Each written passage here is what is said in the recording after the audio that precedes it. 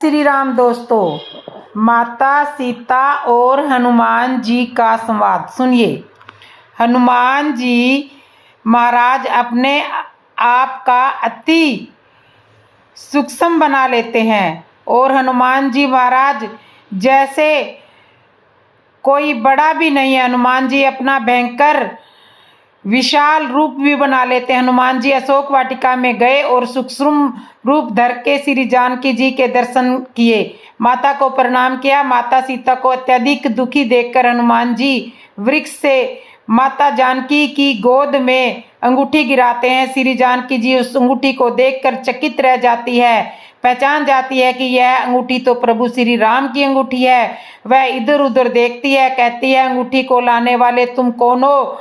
मनुष्य यह प्राणी जो भी हो मेरे सामने प्रकट हो, क्यों नहीं होते? हनुमान जी तभी राम कहानी सुनाना आरंभ करते हैं। माता जानकी राम कहानी सुन करके मन ही मन आनंदित होती है, कहती है, भाई तुम कौन हो जो राम जी की सुंदर कहानी सुना रहे हो? मेरे समक्ष प्रकट क्यों नहीं होते? जिसने राम जी की इतनी सुंदर कथा सुनाई, सामने आओ। हनुमान जी ने कहा, माता राम जी की कथा ही सुंदर है, इस कथा को सुनाने वाला तो एक बंदर है, यह तो छुपा रहे तो ही ठीक है। जानकी माता ने कहा, तुम जो भी हो मेरे सामने आओ। राम जी की कथा सुनाने वाला बंदर ही होगा। हनुमान जी अपने बिल्कुल छोटे से रूप में श्री सीता जी के सामने आए। हनुमान जी का इतना छोटा रूप की सीता माता आश्चर्य करने लगी, क्या इतने छोटे से बंदर ने भी अभी मुझे राम कथा सुनाई?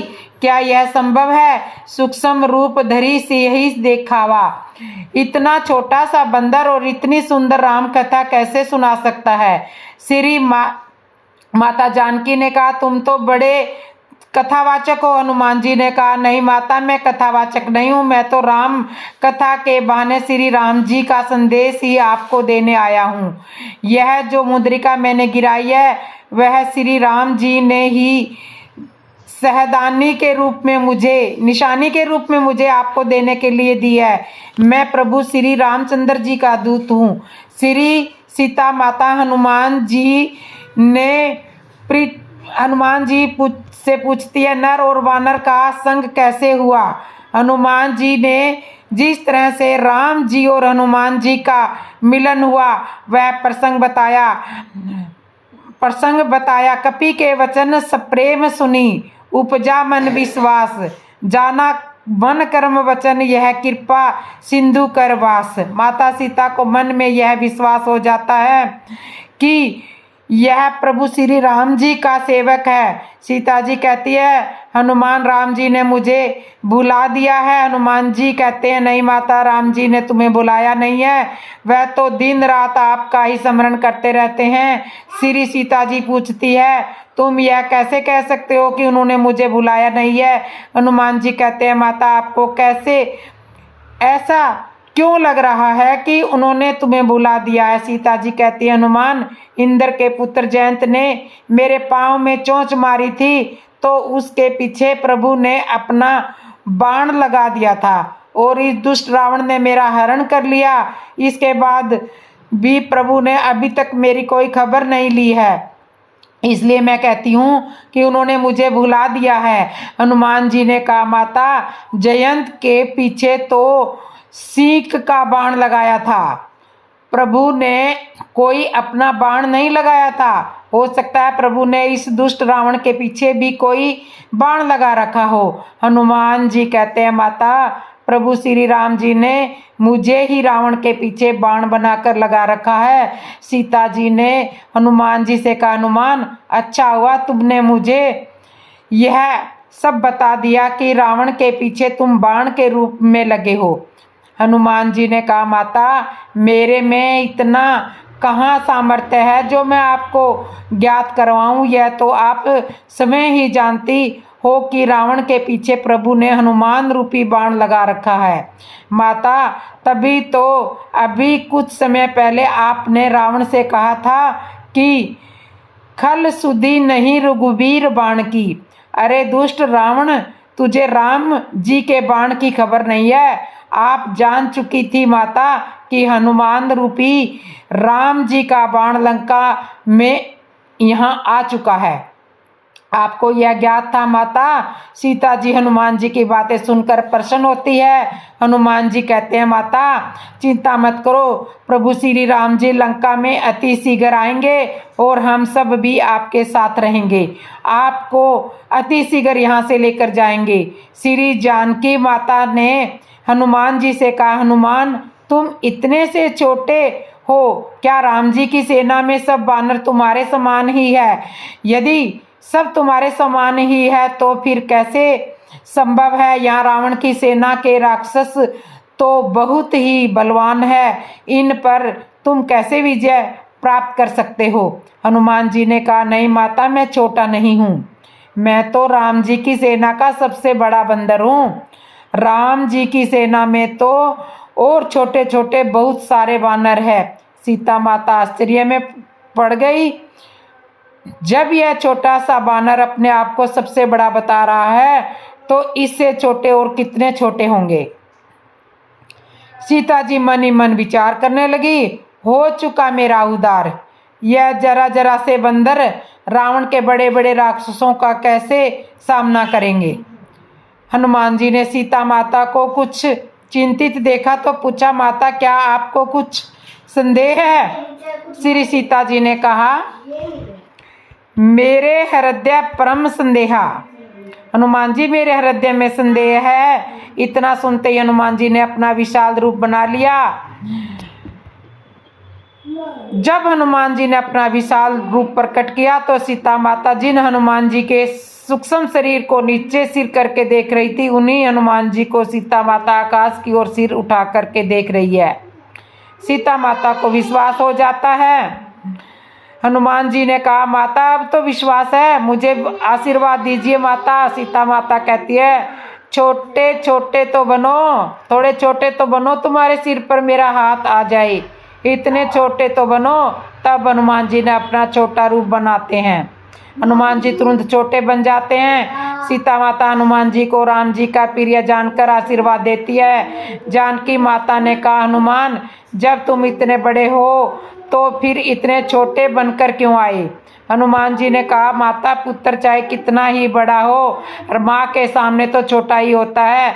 और एक बात है, आप भगवान की भक्ति हो, आप भगवान की भक्ति हो, आप भगवान की कृपा हो, आपने मुझे देख लिया। और भगवान की कृपा जिसे एक बार देख ले तो उसे छोटे से बड़ा बनने में कोई देर नहीं लगती। यह आपकी कृपा का ही प्रताप था जो मैं छोटे से बड़ा बन गया।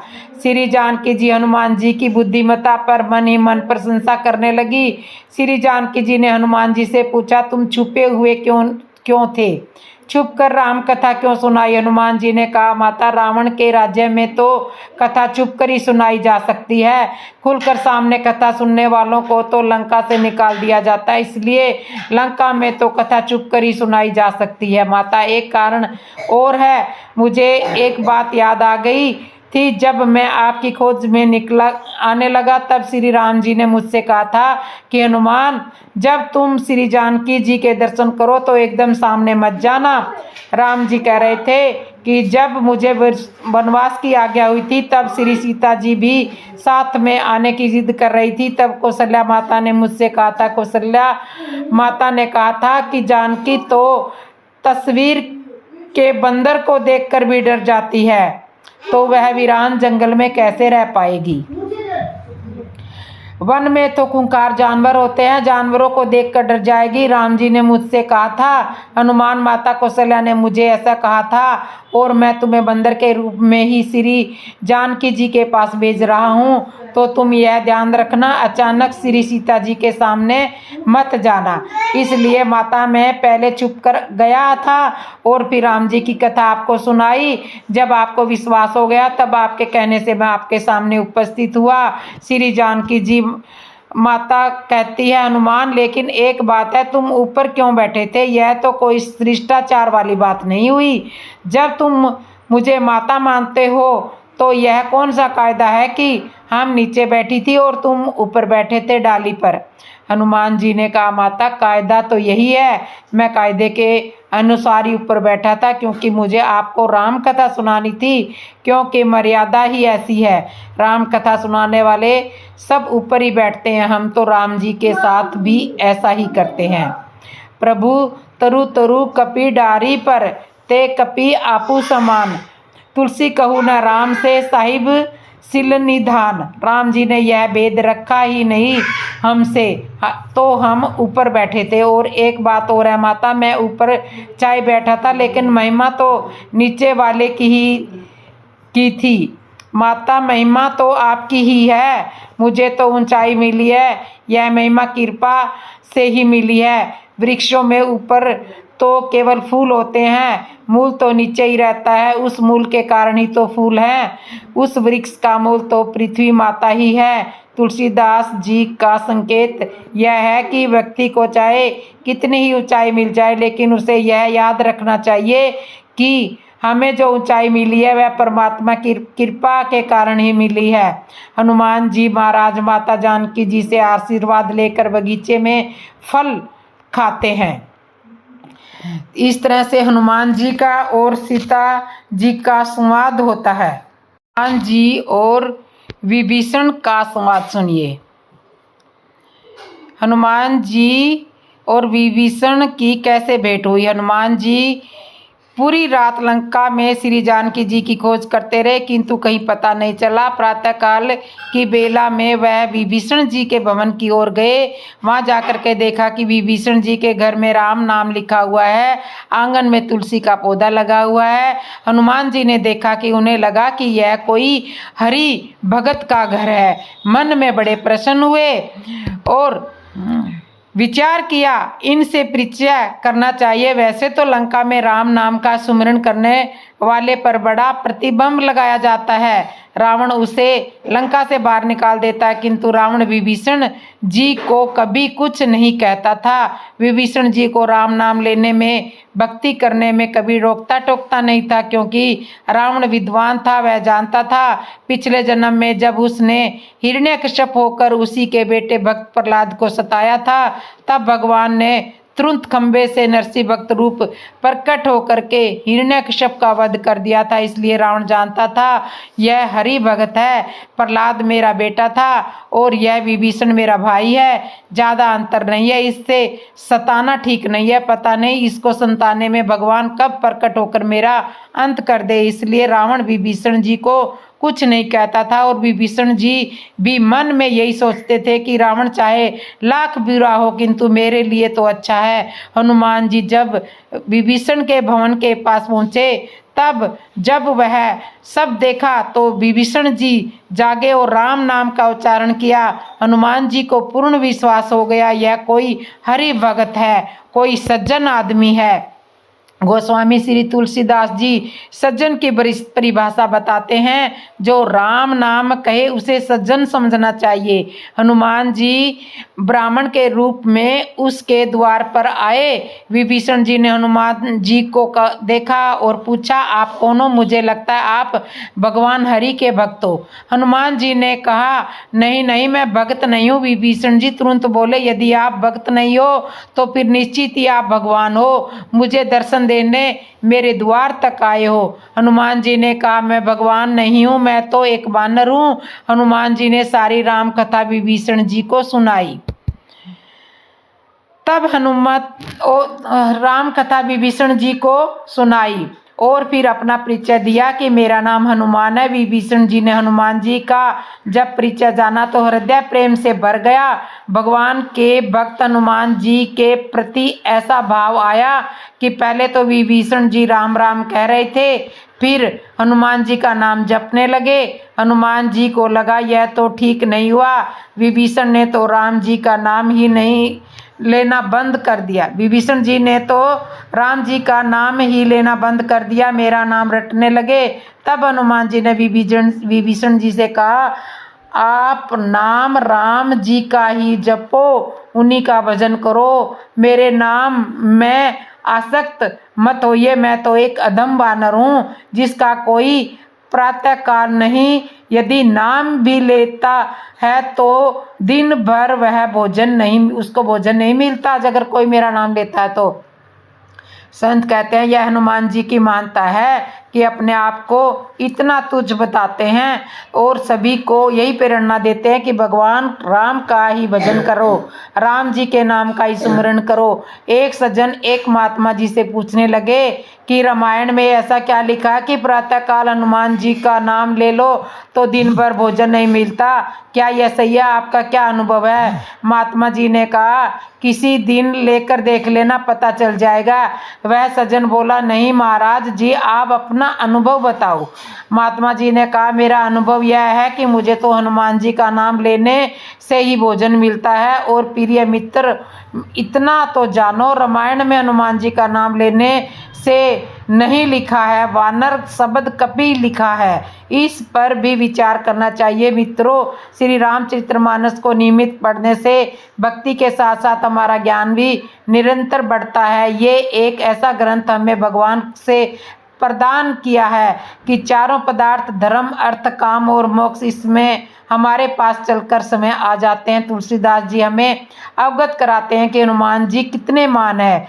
वह प्रत्येक राम भक्त को यह प्रेरणा देते हैं कि नाम श्री हरि भगवान श्री राम का ही लेना चाहिए। विभीषण जी ने उनसे पूछा कि क्या मेरे तामसिक शरीर यानी राक्षसी शरीर का होने पर वो मुझे दर्शन देंगे, क्योंकि यहाँ सिर्फ वो श्री राम के नाम का जाप ही कर पाते हैं और लंका में कोई दूसरा साधन नहीं है, कोई मंदिर या कोई व्यक्ति जो राम नाम को पूजता हो। तब हनुमान जी ने विभीषण से कहा था, कहिए मैं समय कौन से अच्छे कुल से हूँ, अर्थात वानर ही तो हूँ। हम वानर तो स्वभाव से ही चंचल होते हैं। हनुमान जी का तात्पर्य ये था कि श्री राम अपने भक्तों पर कृपा करने से पहले कुल धर्म किस योनि से में वो जन्म लिए हैं, देवता मनुष्य राक्षस ये नहीं देखते। जो उनकी शरण में जाता है उसका कल्याण हो जाता है। हनुमान जी और विभीषण जी की वार्ता होती है। विभीषण जी बताते हैं भाई मैं यहाँ निशाचर के बीच में रहता हूँ और उसी तरह रहता हूँ जिस तरह 32 दांतों के बीच में जीभ रहती है, मुझ पर बड़ा संकट है। हनुमान जी ने कहा निश्चित रहो, जीभ तो जन्म से आई है और दांत तो बाद में आए हैं। आप जीभ की महत्ता को समझो। जिस दिन तुम्हारी इस जीभ ने इन दांतों की शिकायत कर दी उसी दिन यह सब साफ हो जाएंगे। भगवान श्री राम जी लंका में आने वाले हैं। बस श्री राम जी से केवल इतना कहने की देर है कि यह दांत मुझे परेशान कर रहे हैं। तब श्री राम जी इन दांतों का इलाज कर देंगे, नाश कर देंगे। फिर केवल जीभ का ही राज रहेगा, जीभ स्वतंत्र हो जाएगी और उसी तरह लंका में निशाचरों का नाश होगा और तुम्हारा राज्य होगा।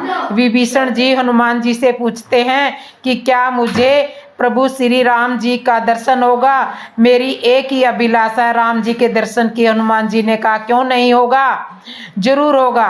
जब मुझ जैसे अधम वानर को उन्होंने अपना दास बना लिया है तो तुम तो उसके भगत हो, वह आवश्यक तुम्हें दर्शन देंगे। हनुमान जी ने कहा दर्शन देंगे।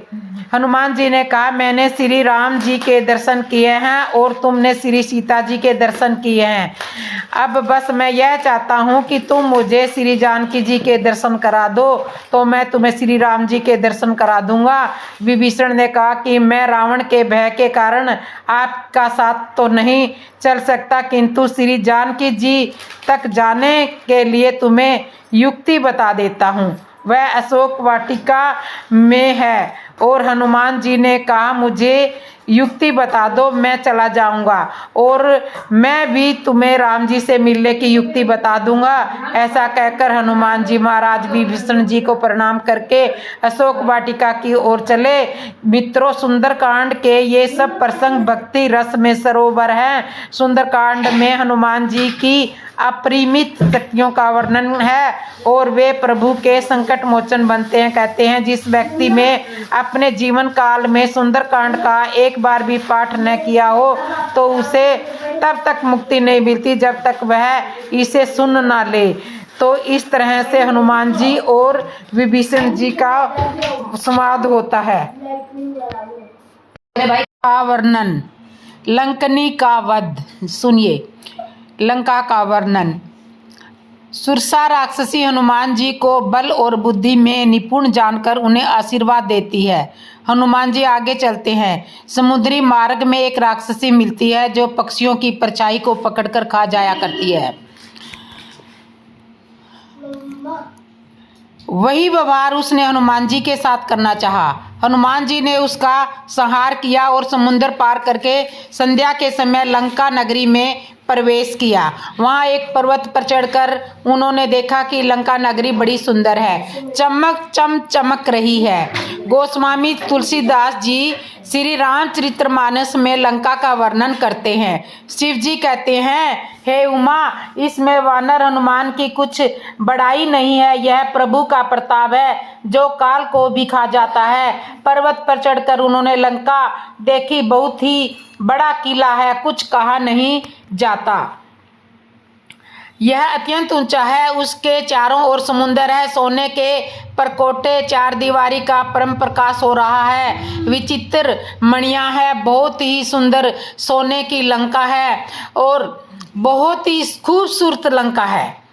विचित्र मणियों से जुड़ा हुआ सोने का परकोटा, उसके ऊपर बहुत से सुंदर सुंदर घर है, चौराहे हैं, बाजार है, सुंदर मार्ग है, गलियां हैं, सुंदर नगर है, बहुत प्रकार से सजा हुआ है। हाथी, घोड़े, खच्चरों के समूह तथा पैदल और रथों के समूह को कौन गिन सकता है। अनेक रूपों के राक्षसों के दल है, उनकी अत्यंत बलवती सेना वर्णन करते नहीं बनती। वन, बाग, उपवन, बगीचे, फुलवाड़ी, तालाब, कुएं और बावलियां सुशोभित है। मनुष्य, नाग, देवता और गंधर्वों की कन्याएं अपने सौंदर्य से मुनियों के भी मन को मोह लेती है। कहीं पर्वत के समान विशाल शरीर वाले बड़े ही बलवान पहलवान गरज रहे हैं। वे अनेकों अखाड़ों में बहुत प्रकार से भिड़ते हैं और एक दूसरे को ललकारते हैं। भयंकर शरीर वाले करोड़ों योद्धा यत्न करके बड़ी सावधानी से नगर की चारों दिशाओं में सब ओर से रखवाली करते हैं। कहीं दुष्ट राक्षस भैंसों,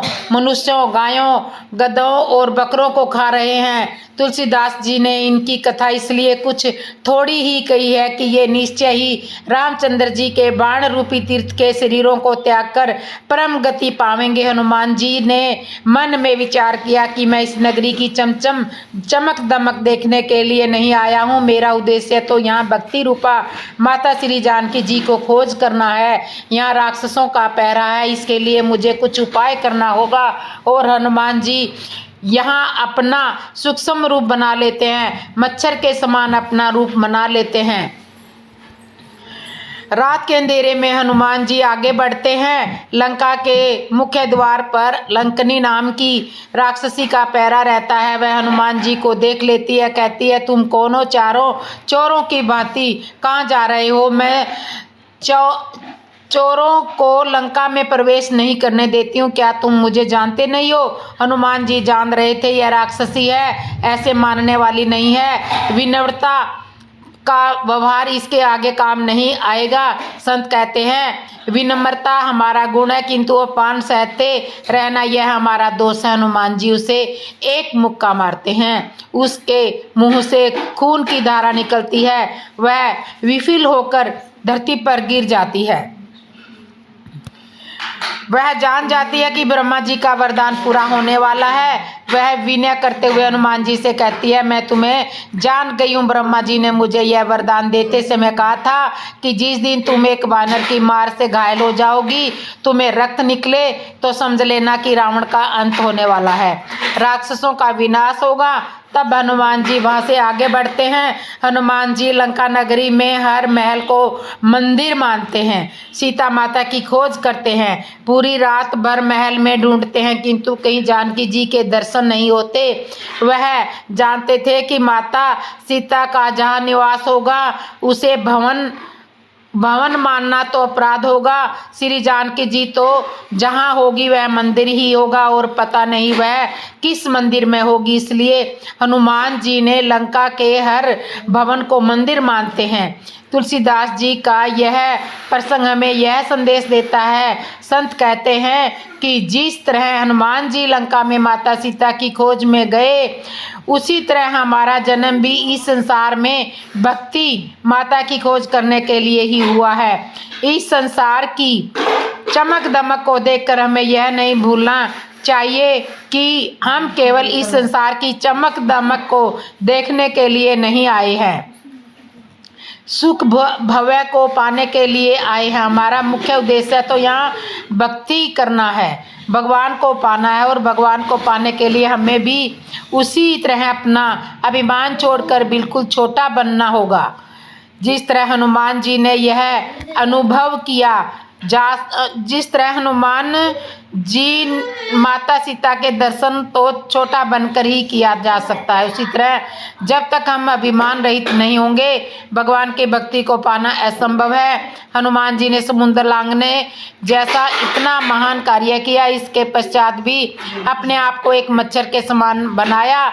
वह जानते हैं कि मेरा यहाँ आने का उद्देश्य है अपने आप का प्रदर्शन करना नहीं है, मुझे अपने आप का प्रदर्शन नहीं करना है। इसलिए हनुमान जी बिल्कुल छोटे बन गए, मच्छर के समान बन गए। और यही प्रेरणा हमें हनुमान जी के इस चरित्र से लेनी चाहिए कि संसार में हम अपने होने का प्रदर्शन ना करें, तन मन धन जो भी विशेषता दे कर भगवान ने हमें इस संसार में देकर भेजा है उसका अभिमान न करें, अपने आप को अभिमान रहित करें, तभी भगवान के भक्ति को प्राप्त कर सकते हैं। कर्तव्य कर्तव्य करके अपनी विद्वता प्रकट करने का प्रयास ना करें।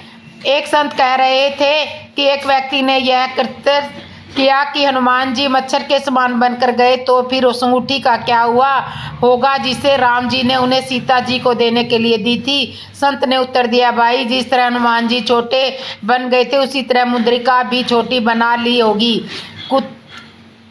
कुत्र की व्यक्ति कहने लगा, नहीं नहीं आपका यह उत्तर ठीक नहीं है। तब गुरुजी के चेले ने उस व्यक्ति से कहा, इधर आओ तुम्हारे प्रश्न का उत्तर मैं देता हूँ। तुम्हें यह तो मालूम होगा कि हनुमान जी मच्छर के समान बन गए थे। उसने कहा, हाँ यह रामायण में लिखा है। तो गुरुजी के शिष्य ने कहा, रामायण में यह भी लिखा है कि लंका में पहाड़ जैसे राक्षस थे। उस व्यक्ति ने स्वीकार किया, हाँ यह भी सही है। तो गुरुजी के शिष्य ने कहा कि जब लंका में पहाड़ जैसे राक्षस थे तो संभाविक है वहाँ के मच्छर कम से कम बिल्ली के बराबर तो जरूर होंगे। उस कुत्रकी व्यक्ति को लगा बात सही है, हमने मान लिया, हाँ यह बात आपकी सही है। गुरुजी के चेले ने कहा, बस तो फिर जब यह यहाँ के मच्छर बिल्ली के समान रहे होंगे तो अंगूठी रखने की कोई समस्या ही नहीं रही होगी। यह मान गया, चेले की प्रशंसा करने लगा तो कहने लगा, अभिप्राय यह है कि इस तरह के कर्तव्य करके मिलना कुछ नहीं है। सकारात्मक विचार रखें, भगवान की कथा प्रसंग को भावपूर्ण ढंग से श्रवण करें, पढ़ें, मनन करें, विश्वास करें। इसके आगे की वीडियो आपको आगे का प्रसंग मैं आपको अगली वीडियो में सुनाऊंगी। तब तक के लिए जय श्री राम। और जिसको भी मेरी कथा अच्छी लगी हो कमेंट में ज़रूर लिखना जय श्री राम, और चैनल को सब्सक्राइब कर लेना जो भी मेरे चैनल पे नए आए हो, और नोटिफिकेशन ज़रूर दबा लेना ताकि आने वाली हर नई ज्ञानवर्धक कथा से आपको ज्ञान मिल सके और आपको मेरे चैनल पे ऐसे ही सुंदर सुंदर कथाएं सुनने को मिले। तो एक बार कमेंट में सच्चे हृदय से जय श्री राम ज़रूर लिख दीजिए, और चैनल को सब्सक्राइब कर लीजिए। और आपको किस तरह की कथाएं सुननी है आप कमेंट में ये भी मेरे को बता सकते हो कि आप बोलोगे मैं आपको वैसी ही कथा सुनाने की आपके लिए आपके वैसी ही कथा मैं आपके लिए लेकर आऊँगी। और शेयर ज़रूर कर दिया करो, शेयर करने से राम नाम का बढ़ावा होता है, राम नाम की चर्चा बढ़ती है। आप सुन रहे हो, आप 4 लोगों को और सुना रहे हो तो ये भी आपको पुण्य लगेगा। तो इसलिए कथा को शेयर किया करो, और कमेंट में अपनी अपनी राय ज़रूर लिखो। तो एक बार कमेंट में जय श्री राम लिखो और मुख से 5 बारी जय श्री राम का नारा लगाओ। जय श्री राम, जय श्री राम, जय श्री राम, जय श्री राम, जय श्री राम, जय श्री राम। हर हर महादेव, हर हर महादेव। जोर से बोलो हर हर महादेव। खाटू नरेश की जय, हारे के सहारे की जय, तीन बाणधारी की जय।